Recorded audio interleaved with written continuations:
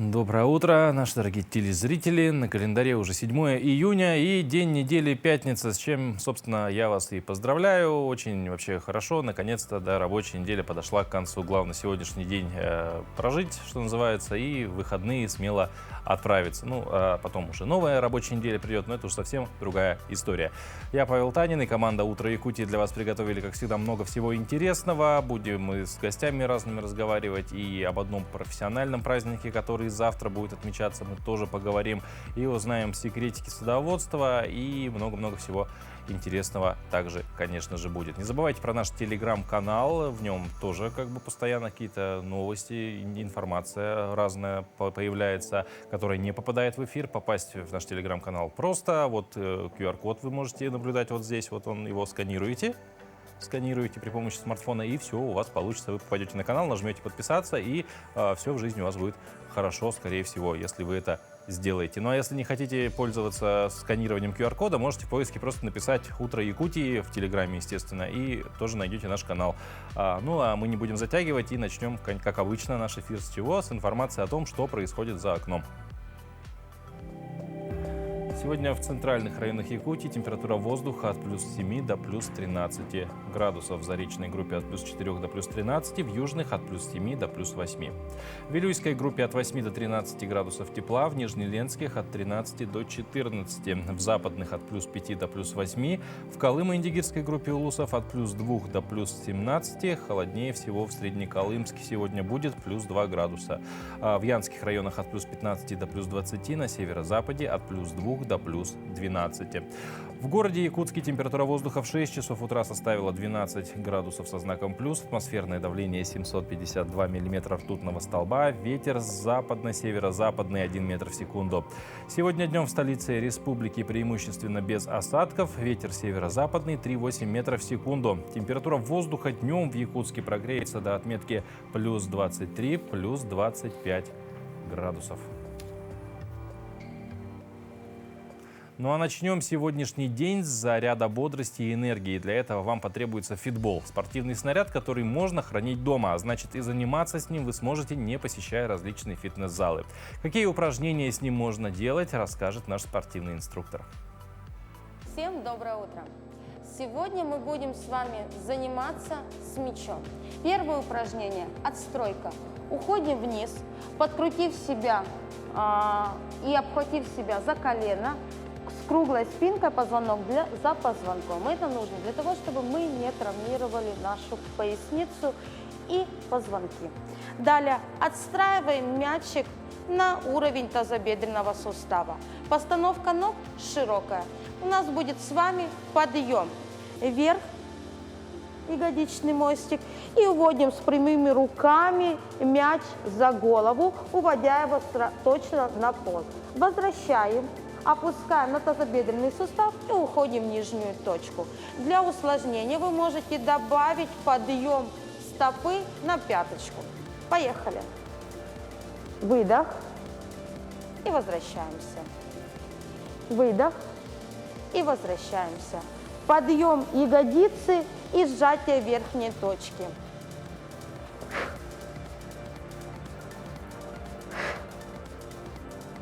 Работаем здесь 20 подъемов. Опускаем аккуратно вниз таз и завершаем упражнение. Следующее упражнение, которое мы будем с вами выполнять, оно также выполняется в положении лежа. Мы будем работать с вами 20 раз на каждую ногу в подъеме бедра. Мячик отстраивать будем верхнюю точку, как будто пытаемся его бросить в потолок. Как это упражнение выглядит в динамике, я сейчас покажу. Вверх, выброс, опустили бедро. Вверх, выброс, опустили бедро. Таких будет 20 подъемов на каждую ногу. Вес тела концентрируем на пяточке опорной ноги. Нога, которая свободная, натягиваем и вытягиваем стопу в утюжок. Вверх, бросок. Выдох. Выдох. Выдох. Выдох. 20 подъемов на каждую ногу. В верхней точке у нас идет сжатие ягодицы опорной ноги.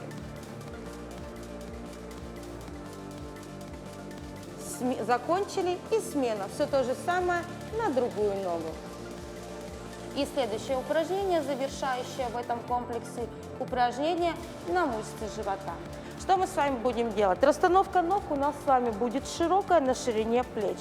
Мы с вами будем уходить в верхнюю точку с круглой спиной, позвонок за позвонком, вытягиваться в верхней точке, уводить ручки в центр и уходить с круглой спиной вниз в исходное положение. В верхней точке выдох, выдох, выдох. 20 подъемов. Это несложно. Укрепляем мышцы кора.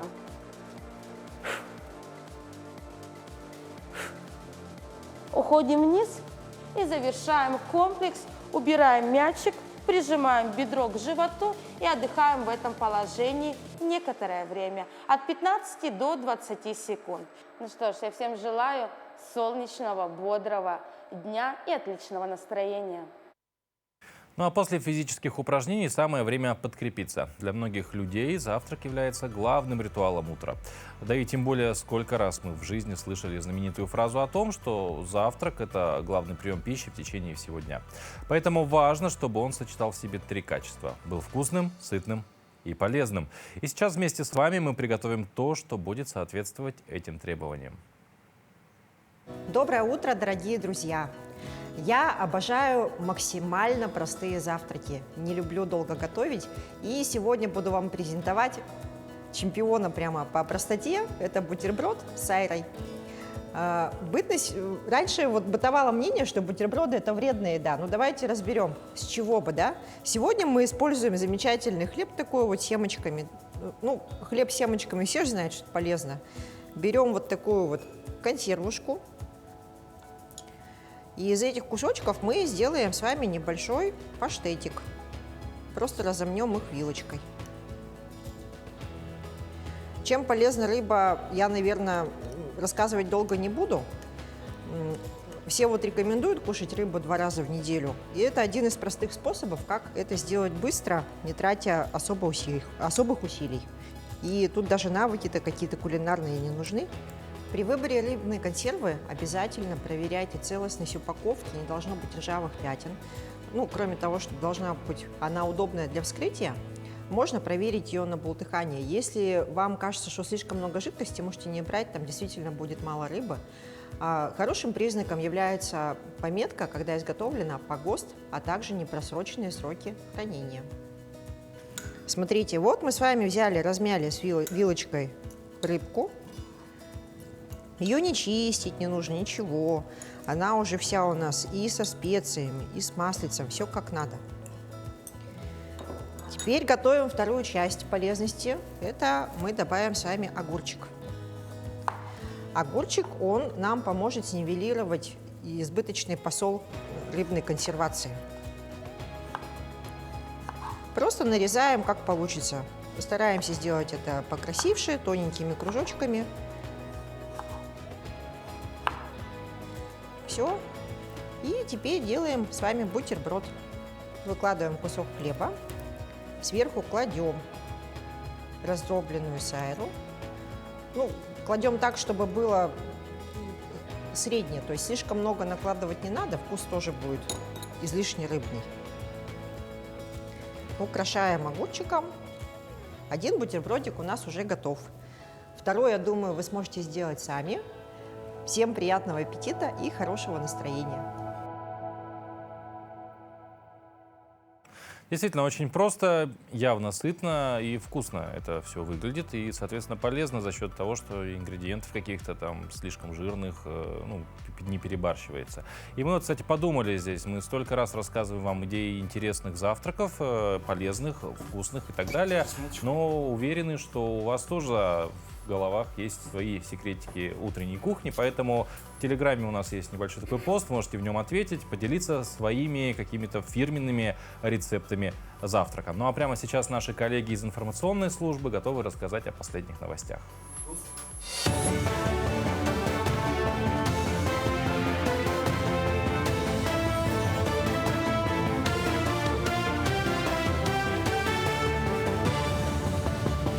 Доброе утро. Коротко о самых заметных событиях к этому часу.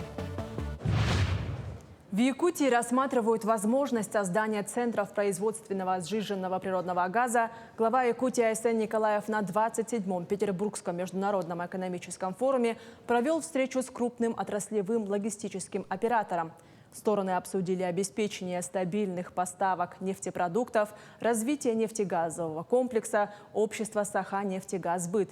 Еще одним перспективным направлением совместной работы является перевод промышленной техники на использование экономически выгодного сжиженного природного газа.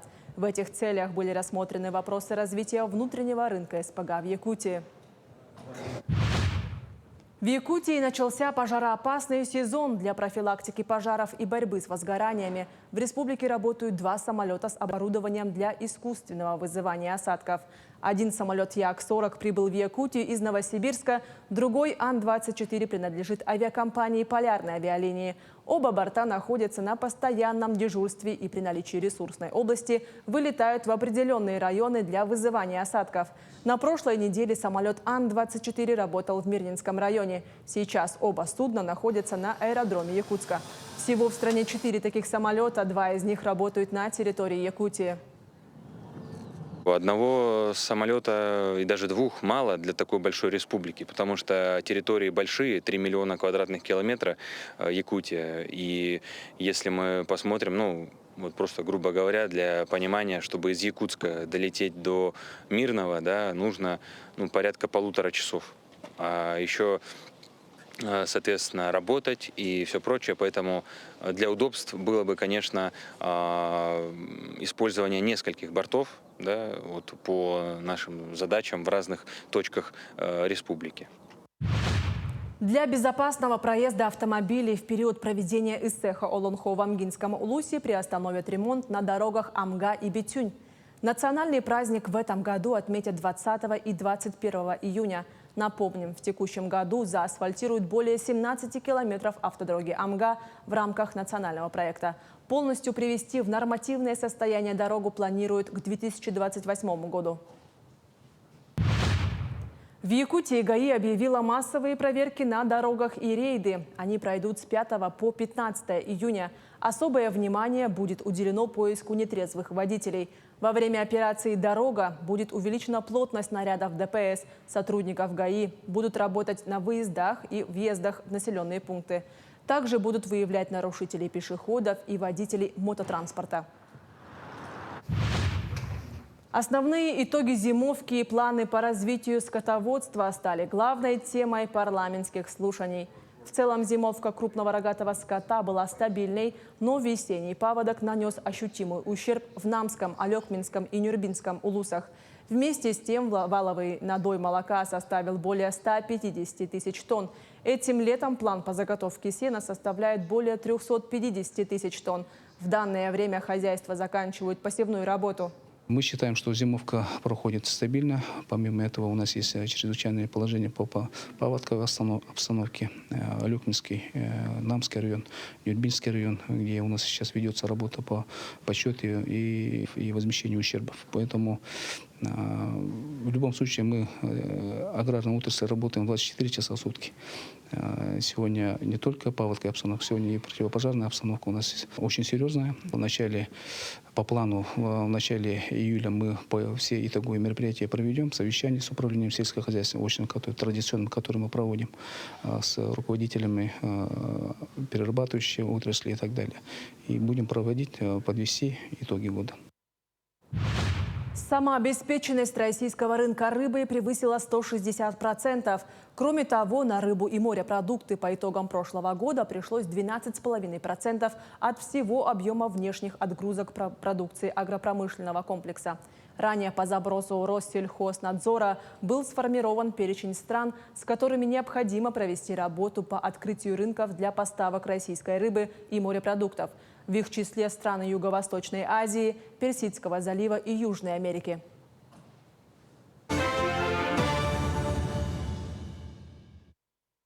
Ну а завтра специалисты социальной сферы отметят свой профессиональный праздник. Социальные работники – это люди, готовые всегда прийти на помощь. Это первые и чаще всего единственные, кто приходит на помощь одиноким, пожилым и маломобильным людям. И в Якутии в этой сфере трудится более 7 тысяч человек. Сегодня у нас в гостях заместитель министра труда и социального развития республики Наталья Черноусова. Наталья Владимировна, здравствуйте. Здравствуйте. Ну, во-первых, конечно же, поздравляем вас, в лице вас также всех работников социальной сферы нашей республики с наступающим праздником, Днем социального работника. 8 июня, напомню, да, нашим телезрителям он отмечается. Ну и начиная нашу беседу, конечно же, сколько, я сказал уже, да, более 7 тысяч человек трудятся в сфере, а сколько вообще у нас всяких различных служб социальных сегодня есть? Вы знаете, сегодня социальная сфера представлена очень широко и достаточно весомая такая отрасль, как вы сказали, да, о количестве человек, трудящихся в ней. По линии только Министерства труда и социального развития в республике функционирует 83 социальных учреждения. И это совершенно разные учреждения.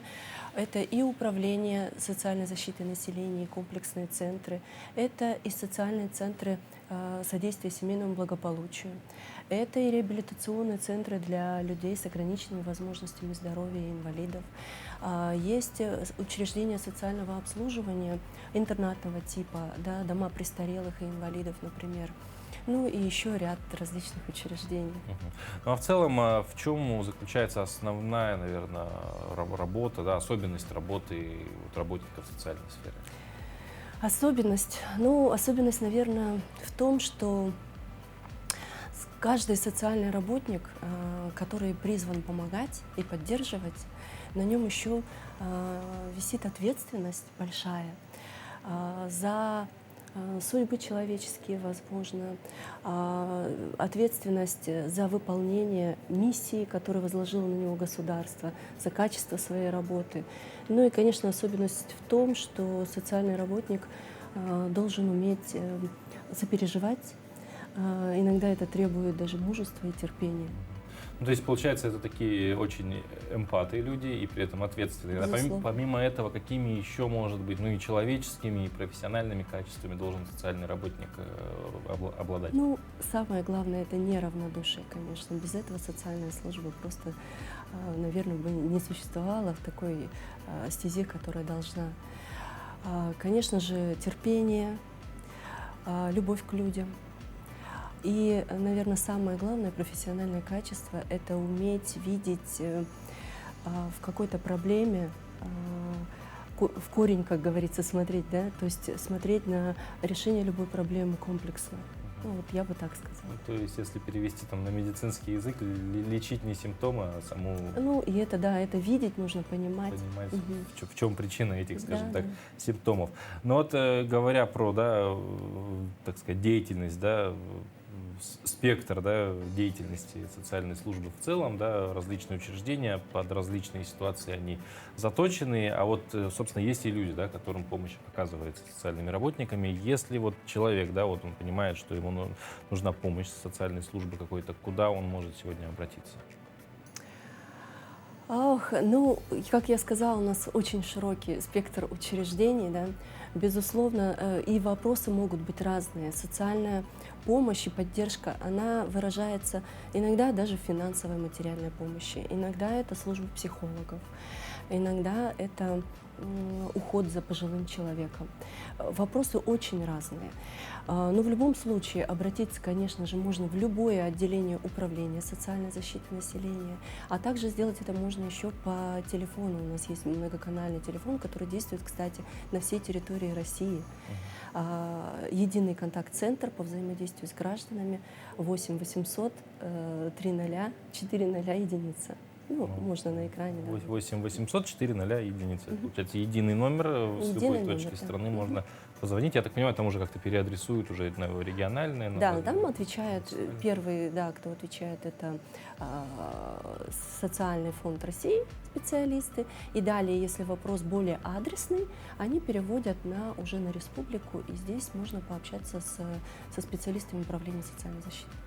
Ну, от работы перейдем, собственно, к профессиональному празднику. Завтра вся страна будет его отмечать. И, как правило, да, в этот день всегда же лучших работников, отличившихся работников награждают различными и в том числе ведомственными, профессиональными наградами. Вот какие профессиональные именно награды существуют для работников социальной сферы, как отличившихся поощряют? Ну, конечно же, у нас есть ведомственные награды, да, это благодарственные письма министра, это почетные грамоты министерства. Ну, наша такая самая, наверное, важная, одна из самых важных наград – это отличник социальной службы Республики Саха-Якутия. Ну и, наверное, похвастаюсь совершенно новой, так сказать, наградой, государственной наградой, которую буквально вот в апреле этого года учредил глава республики, государственная премия имени Марии Дмитриевны Нартаховой в социальной сфере, в сфере социальной защиты, вернее. Мария Дмитриевна Нартахова была в свое время очень важным общественным деятелем, внесла большой вклад в развитие социальной сферы. И эта государственная премия в размере 500 тысяч рублей, она будет присуждаться ежегодно теперь за особые заслуги, инновационный подход к работе. Ага. То есть правильно ли я понимаю, что, учитывая, что в апреле премия эта появилась, уже завтра будет первый обладатель известен, или еще рано? Да, пока рано. Первый обладатель, мы решили, что в этом году, в текущем году, это будет в сентябре, День государственности республики, а далее уже ежегодно, да, будет к 8 июня. Ага. Ну и говоря про сам праздник, то есть очевидно, что какой-то, вероятно, будет завтра и торжественный вечер, а помимо этого какие-то мероприятия, может быть, даже мероприятия, направленные на, собственно, жителей республики, будут проведены? Ну, смотрите, в прошлом году мы отмечали 105-летие социальной службы России. В этом году мы празднуем более скромно, но не менее эффективно, как говорится. И сегодня у нас пройдет коллегия Министерства труда и социального развития, где будем обсуждать достаточно важные вопросы. Конечно же, сегодня и завтра будут проходить дни, когда мы будем награждать своих работников и отмечать особые заслуги. Ну, вот как-то так. Завтра у нас будет туристический слет, так сказать. Воздух свежий, почему бы нет, да? Ну и завершая нашу беседу, возможность вам даем поздравить ваших коллег, всех представителей социальной сферы нашей республики, собственно, с предстоящим праздником. Благодарю вас за эту возможность. Конечно, я от всей души поздравляю всех, кто имеет отношение к социальной службе с нашим профессиональным праздником. И я бы хотела пожелать любить свою работу, уважать и гордиться своим трудом. Безусловно, желаю каждому крепкого здоровья, личного счастья, семейного благополучия. Желаю терпения и желаю, чтобы каждое доброе дело, каждый добрый момент, который вы совершили на своем профессиональном пути, чтобы вам все это восполнялось в сторицей, возвращалось благими делами. Прекрасные слова. Ну а мы, в свою очередь, поздравляем вас и опять еще раз, да, всех работников в вашем лице с предстоящим праздником. Ну и желаем, конечно, дальнейших успехов в вашей действительно важной работе. Спасибо вам большое. Очень приятно. Вот, но мы продолжим тему. Создание приемных семей для пожилых людей и граждан с ограниченными возможностями здоровья составляет одно из направлений социальной работы. В Якутии эта программа реализуется с 2013 года, и вот в настоящее время в Алданском районе образованы 3 семьи для представителей данных категорий людей. В минувшем году дом обрел Юрий Шелегон. Женщину, которая заботится о нем, он знает с детства. С Мариной Холодковой они жили по соседству. Как складывается жизнь во вновь появившейся семье, узнали наши коллеги.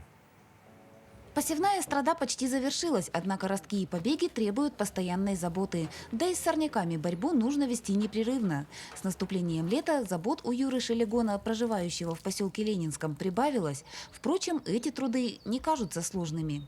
Не сложно. Я паровик с тетей Мариной. Любая работа в руках Юры горит и спорится. Да и как иначе, тетя Марина сама не справится. Именно так тетей Юрий называет Марину Ивановну, несмотря на отсутствие кровных уз. Официально Марина Холодкова является опекуном Юрия Шелегона, а знает его с самого детства. Их семьи жили по соседству в поселке Первый Арачон. Жили в одном дворе, с родителями с его покойными дружили. Ну, такие вот близкие отношения. Маленький был, когда нянчила его маленько. Она всегда насрапает вкусняшки, трубочки, булочки напекет, стол накроет там на рачоне. У нее самовар даже был с трубой. Чай там нагреть на всех, стол накроет, у нас много там людей было на рачоне. Марина Ивановна переехала из Арачона в Ленинский в начале 90-х. В последние годы перед выходом на заслуженный отдых она работала в доме-интернате для престарелых и инвалидов. Здесь и встретила уже взрослого Юру. Он получил направление в интернат после смерти родных. Бывшей соседке парень очень обрадовался, а вскоре поселился в ее доме. Я сама там работала в хосписе, он также вот к нам прибегал. И все время вот с нами, все праздники проводил, все с нами. У общительного, жизнелюбивого и активного Юры в Ленинском много друзей. Жители поселка отмечают его безотказность и готовность помочь. В просьбах подсобить по хозяйству Юра никому не отказывает. В поселке любят. И там, когда бывает, что и бабушки попросят, что Юрка, помоги, снег, они позвонят, Марина, отпусти его, пусть падает, и снег побежит с удовольствием, почистит, все.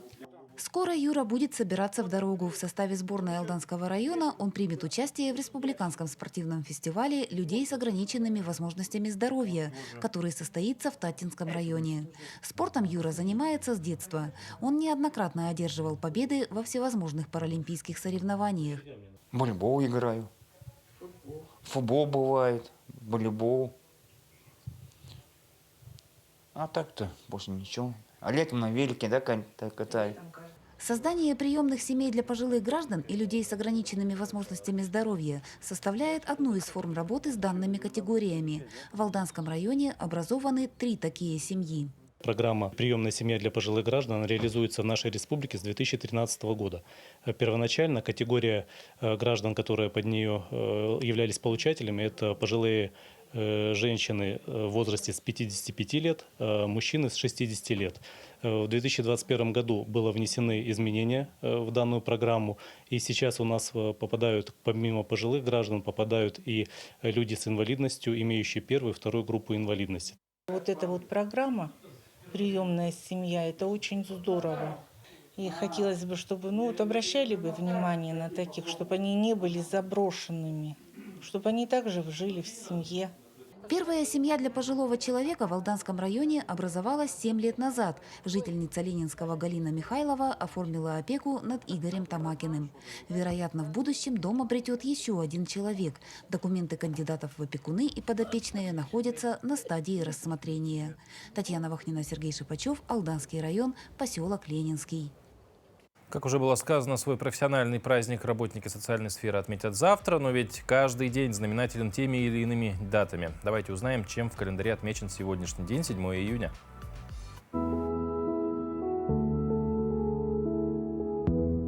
На календаре 7 июня. Всемирный день безопасности пищевых продуктов, день краудфандинга. По народному календарю Иван Медвяные росы. На Руси считалось, что с этого дня на растениях появляются медвяные росы, сладкие выделения тлей червей, которые питаются соками растений. Выпала медовая роса, моровая на скотину пошла, приговаривали люди. С мором скотины боролись разными способами, например, заставляли проходить через пепелище от костра. Это день в истории. 1628 год. Английский король Карл I утвердил петицию о правах. 1632. В индийской державе великих моголов заложен мавзолей Тадж-Махал. 1872. В Москве началось строительство первой в городе конно-железной дороги. 1990 год. Патриархом московским и всея Руси избран Алексий II. В этот день родились Эмми Дадли, английская аристократка, первая жена Роберта Дадли. Поль Гоген, французский живописец, скульптор, керамист и график. Сидор Ковпак, советский государственный и военный деятель, дважды Герой Советского Союза. Кирилл Мерецков, советский военачальник, маршал и герой Советского Союза. Татьяна Лаврова, советская актриса театра и кино, народная артистка РСФСР. Именины сегодня отмечают Виктория, Елена, Иван, Иннокентий и Федор.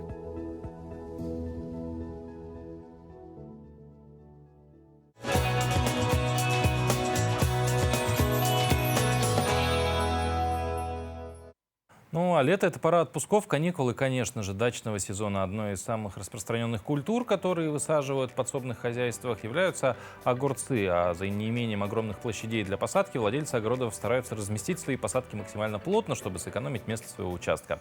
Вот с чем могут соседствовать огурцы для себя не во вред, узнаем далее.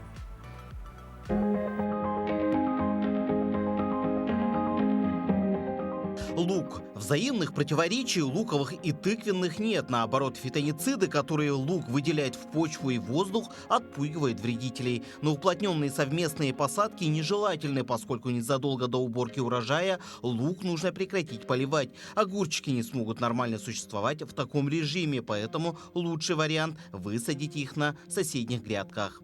Горох и фасоль. Все бобовые обладают свойством связывать азот и накапливать его в корневых клубнях. Здесь микроэлемент хранится в легко усвояемой для растений форме. Поэтому высадка любых бобовых около огурцов очень полезна. Они получают усиленное азотное питание. Чеснок. Считается, что фитонциды, которые выделяет чеснок, препятствуют заражению и развитию бактериоза огуречных плетей, отпугивают тлю, медведку, других вредителей. Правда, если овощи высажены очень близко, есть небольшая вероятность того, что чеснок будет угнетать рост огуречных кустиков, поэтому оптимально высаживать их на соседних грядках. Капуста. Все виды капуст – хороший вариант, чтобы сажать по соседству рядом с огурцами. Крестоцветные и тыквенные хорошо уживаются. Кроме того, растения не конкурируют между собой, при этом они одинаково тепло- и влаголюбивые. Кукуруза. Огурчики и кукуруза хорошо уживаются и в уплотненных, и в соседских посадках. Они не конкурируют за питание, поскольку нуждаются в разном наборе питательных веществ. При совместной высадке прочные стебли кукурузы могут быть опорой для огуречных плетей. При этом растения хорошо себя чувствуют. Кроме того, такое соседство увеличивает урожайность обеих культур компаньонов на 15-20%. Свекла. Это нейтральное соседство, которое не несет ни пользы, ни вреда обоим овощам. Они нормально растут и развиваются один около другого. Листовой сельдерей. Хорошо уживается с тыквенными. Оба вида нормально развиваются. Сельдерей выделяет фитонциды, которые благоприятно влияют на развитие огуречных кустиков и отпугивает некоторых насекомых-вредителей. Что же нельзя сажать рядом с огурцами? Тыквенные. Растениям, принадлежащим к одному семейству, нужен похожий микроклимат. Их можно было бы высаживать по соседству, если бы не общие заболевания и насекомые-вредители. При поражении даже нескольких кустов инфекция быстро распространится на всю плантацию. И не следует сеять вместе несколько сортов огурцов, если предполагается последующий сбор семян. Помидоры. У томатов и огурцов разные условия развития. По этой причине выращивать эти культуры рядом, а особенно в одной теплице, не рекомендуется. Кроме того, у них есть общее заболевание фитофтора. Она может нанести непоправимый урон посадкам. Перец.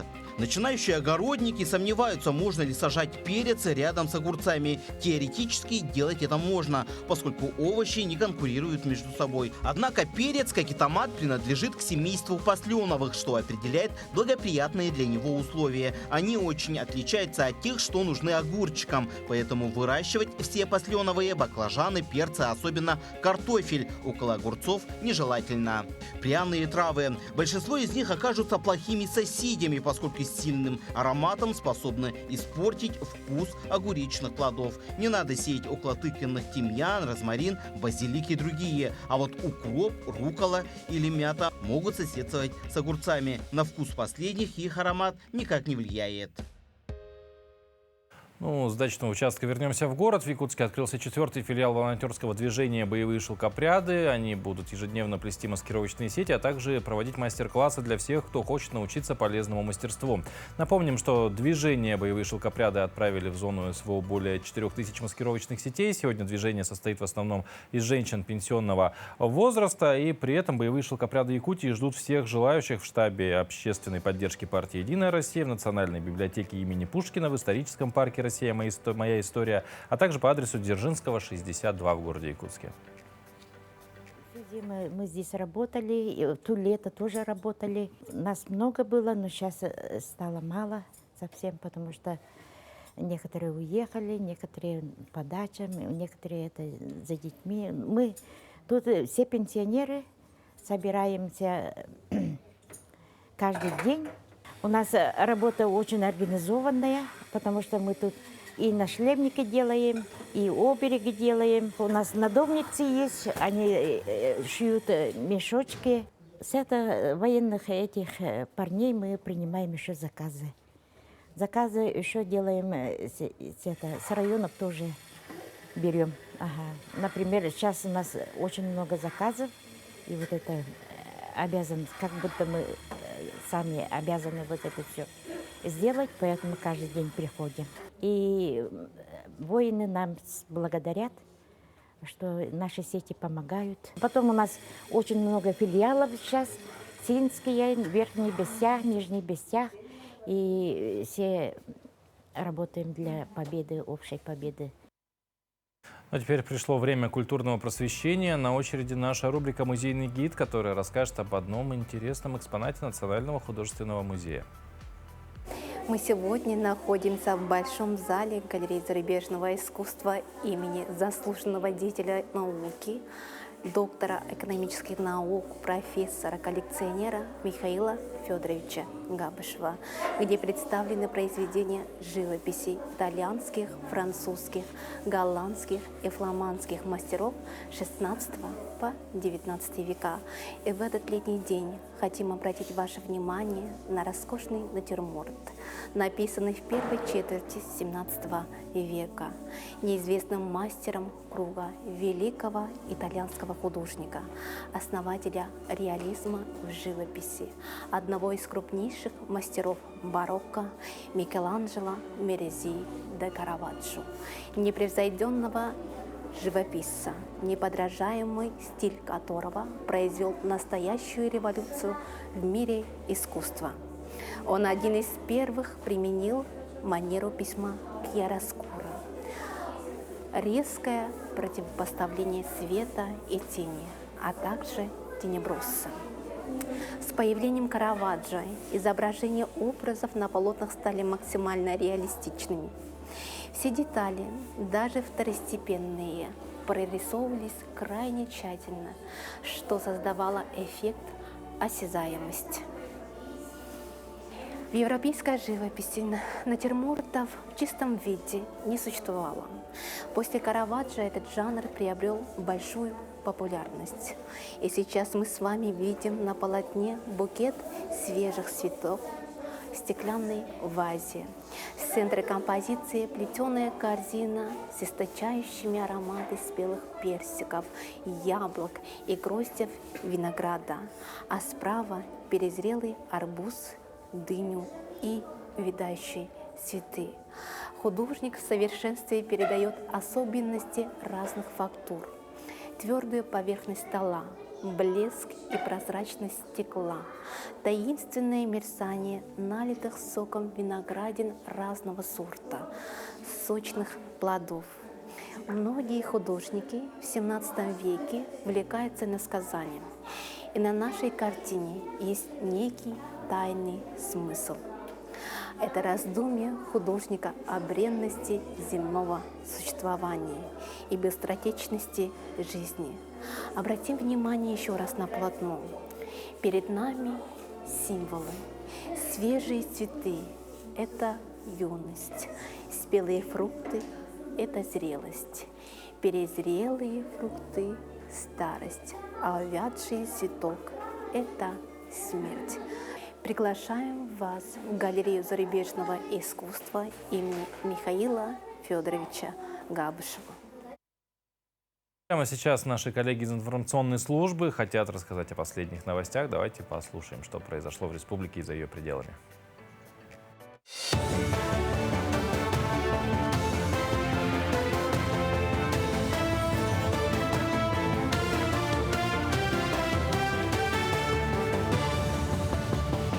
Мы продолжаем говорить о самых заметных событиях этого утра. Глава Рособорнадзора Анзор Музаев рассказал, что родительским комитетам в школах России со следующего года могут разрешить контролировать досмотр детей перед ЕГЭ. Напомним, что ранее в стране произошли инциденты при досмотре школьников перед единым государственным экзаменом. В учебных заведениях, где произошли такие случаи, проходят проверки. Директор одного из них уволился после произошедшего. Межрегиональный образовательный форум «Траектория взаимодействия семья, детский сад, школа» собрал более 500 работников дошкольного образования и учителей начального образования Якутии. Приняли участие на форуме федеральные спикеры и эксперты из других регионов страны. Помимо этого, в Доме народов Дружбы народов развернулась выставка интересных образовательных материалов для детей и подростков, которые воссоздали сами учителя и воспитатели. Деятельность педагогов республики является достаточно не просто ценной. Мы это видим сейчас на выставке. Очень много интересных идей, которые в дальнейшем, я очень надеюсь, станут не только достоянием республики, но и в целом можно говорить о тиражировании опыта на территории Российской Федерации. Это действительно имеет большое значение для системы дошкольного образования, потому что очень много уникального опыта представлено сейчас на выставке. Центр «Мой бизнес» организовал ребятам с 14 лет двухдневный бесплатный интенсив, который называется «Бизнес-дети».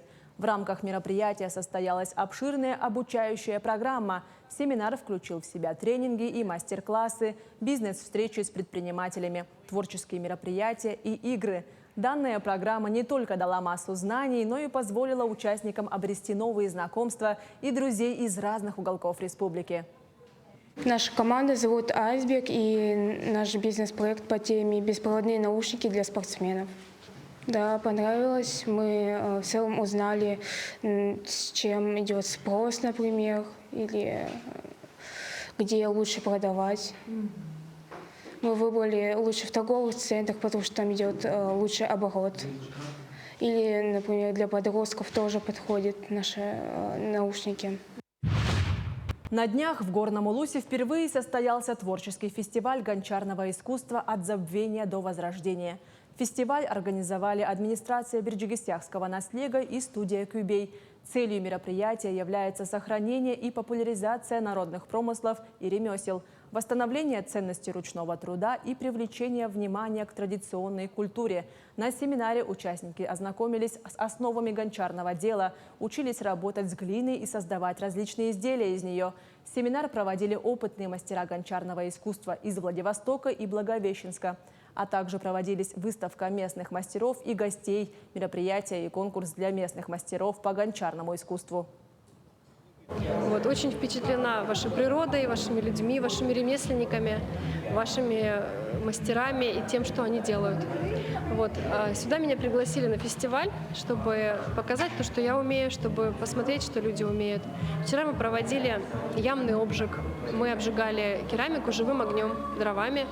Вот, и другим топливом в том числе. Вот, мы попробовали, вчера сделали обвар, такую технику, старинная техника есть такая.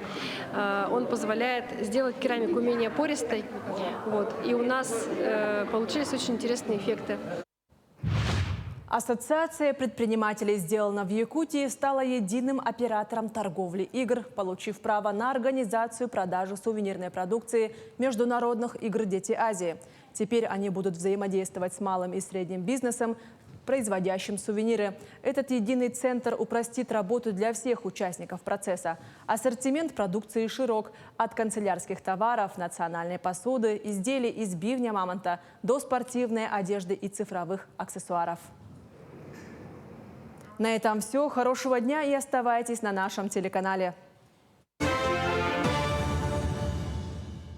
Ну а в преддверии сезона отпусков родительское сообщество волнуется. Говорят, что в этом году на границе могут развернуть, если в свидетельстве о рождении ребенка не проставлен штамп о гражданстве. Действительно ли эта печать так необходима для выезда за границу и где ее можно поставить сегодня, нам расскажет старший лейтенант полиции, старший инспектор по особым поручениям отдела по работе с гражданами Российской Федерации Управления по вопросам миграции МВД по Республике Саха-Якутия Екатерина Сизык. Екатерина, доброе утро. Доброе утро. Ну вот, собственно, этот штамп, правда ли, что без него можно вот с ребенком поехать там за границу куда-то и на таможенном пункте вас развернут, отправят обратно домой? Ну, начнем с того, что с октября 2023 года, да, отношения в области гражданства, да, в том числе условия, порядок, основания приобретения гражданства регулируются федеральным законом 138 о гражданстве Российской Федерации и положением о порядке рассмотрения вопросов гражданства Российской Федерации 889.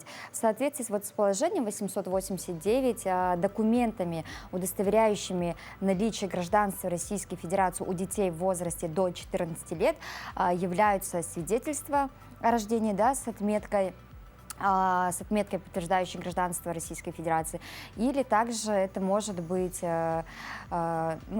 может подтверждаться сведениями о ребенке, внесенными в паспорта законных представителей родителей, заверенными в соответствующем образе. Вот, поэтому... То есть, грубо говоря... родителям необходимо все равно проставить. Что-то куда-то надо проставить. Да. Ну, грубо говоря, такие два кейса разберем. То есть, вот проходишь ты с ребенком через таможенный пункт, либо у тебя есть штамп, что ребенок является гражданином, либо ты дополнительно с загранпаспортом показываешь свой паспорт гражданина, и там стоит отметка, что вот данный ребенок... Но что касается пересечения границы, да, в соответствии с федеральным законом, в порядке выезда и въезда в Российскую Федерацию 114, да, документом, вот заграничный паспорт, да, является документом, удостоверяющим личность и также наличие гражданства Российской Федерации, конечно, да. Поэтому можно предъявить заграничный паспорт, но в страны, да, с которыми у нас заключены международные договоры, это Южная Осетия, Абхазия, Кыргызстан, Казахстан, Белоруссия, там можно предъявить свидетельство о рождении ребенка с отметкой, подтверждающей гражданство Российской Федерации. Вот одна из двух: либо в паспорте родителя отметка, Да. либо на свидетельстве. Это мы говорим про страны, куда можно по российскому паспорту поехать. Да. Ну и вообще-то хочется отметить, да, что вот государственная услуга, будь то регистрационный учет, выдача замены паспорта, выдача оформления выдача заграничного паспорта, оказываются гражданам Российской Федерации, да, с учетом этого. Для получения загранпаспорта нам тоже нужен штамп. Да, и поэтому отношения по определению наличия гражданства Российской Федерации у детей, да, в возрасте до 14 лет являются первичными по отношению к оказываемым услугам. Ага. Ну, собственно, мы поговорили про отметку, да, теперь главный вопрос, а что же, как ее получить? Вот нет у ребенка загранпаспорта, 14 еще не скоро, ну, то есть и в загранпаспорт получить нужна будет эта отметка, я так понимаю, и даже если без загранпаспорта поехать на... Вот, те же страны, которые мы перечислили, тоже нужна эта отметка. Как получить этот штамп? Да. Ну вот как ранее сказала, да, что эти отношения, да, по определению первичные, мы рекомендуем законным... если у органа регистрационного учета нет сведений о наличии гражданства Российской Федерации у детей, мы рекомендуем законным представителям обратиться с заявлением в подразделение по вопросам миграции. Ну и чтобы, в принципе, получить эту отметку, нужно законным представителям обратиться в подразделение по вопросам миграции. Какие-то документы для этого? Да, для этого нужны паспорта, да, законных представителей родителей, ну или единственного родителя, свидетельство о рождении детей, конечно же, да, и в случае, если там, два родителя, они разведены, не могут предоставить документы второго родителя, можно там на месте написать заявление, ну и сам бланк там на месте заполняется. А в течение какого времени процедура полностью Срок рассмотрения составляет не более 5 рабочих дней. Предполагается ли, возможно, какая-то госпошлина? Данная процедура осуществляется без взимания денежных средств. А вот теперь другой вопрос, да, касательно, скажем так, эстетики документа. Если мы говорим про штамп в свидетельстве о рождении, мы понимаем, что свидетельство о рождении, особенно у нас в республике, оно двустороннее, на якутском языке, на русском. Прямо туда куда-то лепится штамп или... Но как у нас, да, дети, да, которые вот у нас родились на территории Республики Саха-Якутия, у них с двух сторон, да, с одной стороны на одном языке, с На другой русском, стороны, на да, на оборотной стороне на другом языке. Поэтому мы выдаем вкладыш с указанием статьи гражданства. Это примерно 10/15. Вот. А если ребенок родился в другом регионе или в других странах, да, где на одном языке свидетельство выдано, мы тогда на оборотной стороне ставим штамп. То есть, если нет свободного места, выдается дополнительный Да, как бы квиточек вкладыш, такой. да. И, собственно, если есть место, то логично. Хорошо, что не Да. напечатанная часть, такой штамп летит. Ну вот перейдем уже к теме заграничного паспорта, да, потому что все-таки вот это наличие штампа как подтверждение гражданства Да. является одним из, я так понимаю, критериев получения все-таки этого документа. Поговорим про то, как сегодня можно получить загранпаспорт, то есть какая, опять же, какие документы для этого необходимы, где оставляется заявка. Но для получения заграничного паспорта можно обратиться через госуслуги, непосредственно в подразделение по вопросам миграции, и через многофункциональный центр можно обратиться. Да? И касаемо несовершеннолетних детей, перед тем, как получить заграничный паспорт, мы, конечно же, все равно рекомендуем проставить штамп. Ну да, как мы, собственно, и сказали, что штамп может стать одним из важных критериев для получения этого документа. Но для загранпаспорта также, насколько я знаю, да еще госпошлина предусмотрена. Да. Ага, в каком размере она? Тут у нас старый образец и новый образец, да. Старый образец у нас 2500, а новый образец 5000 рублей. В чем разница этих двух образцов и в течение срока действия? Старый образец, это мы так говорим, да, это документ, удостоверяющий личность гражданина Российской Федерации за пределами территории Российской Федерации. Это у нас старый образец на 5 лет, и содержащий электронный носитель, это у нас на 10 лет. А вот что за электронный носитель? Это с биометрией можно там уже пальчики, Ага, то есть он отметки, как-то в паспорте это как-то уже хранится? Да. Ага. То есть, в принципе, я вот уже мини-флешку с собой повезу, если сделаю такой паспорт. Собственно, главные вопросы 5 лет и 10 лет. А почему, кстати, вот старого образца, вы так называете, как вы сказали, старого образца, он до сих пор еще существует, почему полностью не перейти на новое? Как сказать? Есть. Есть и есть. Действительно, кому-то, может, действительно только на 5 лет нужно, да, паспорт. Почему бы и не оставить такую функцию? Екатерина, спасибо большое за разъяснения такие подробные. Вам удачи в вашей работе. Спасибо большое. Телезрителям нашим, я надеюсь, информация была полезна, потому что, важно, да, никто не хочет, так сказать, опростоволоситься уже на самом последнем шаге перед долгожданным каким-то путешествием.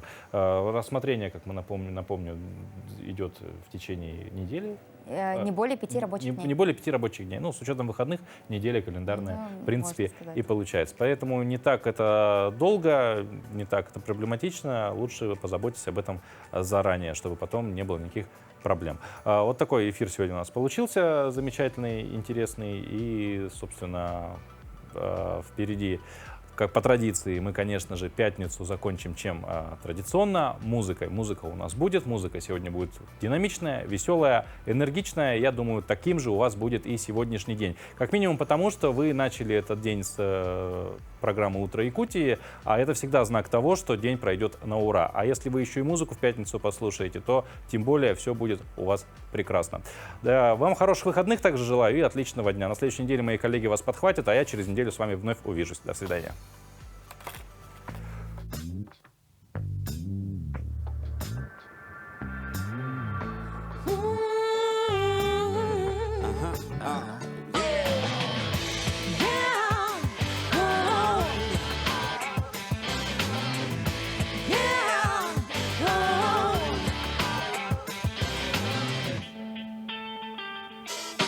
Знай, сердце это тишь, перевернут мир. Перевернут мир. Мы наступаем на облака. Я обрываю гроздь виноградных звезд. Виноградных звезд. И выжимаю тебе бокал. Если мы с тобой будем вместе, если на двоих одна песня, и не просто увлечение, ты важнее всего. Мы несемся по течению, а не против него, и не подлежит лечению сердце, рана моя. Распишитесь в получении удовольствия. Ночь, все начнет с нуля, и висит земля. И висит земля. В космосе елочным шариком. Я время обману и сотру луну. Чтобы она не мешала нам. Если мы с тобой будем вместе, если на двоих одна песня, и не просто увлечение, ты важнее всего. Мы несемся по течению, а не против него, и не подлежит лечению сердце, рана моя. Распишитесь в получении удовольствия.